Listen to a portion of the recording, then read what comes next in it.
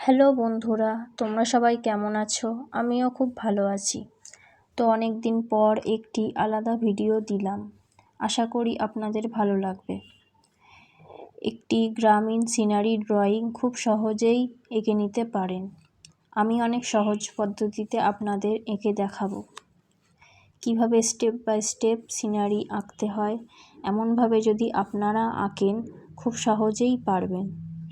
এবং আমি জানি আমার থেকেও অনেকে অনেক ভালো ড্রয়িং করতে জানে, কিন্তু আমি যেটা পারি সেটাই আপনাদের সামনে তুলে ধরতে চাই।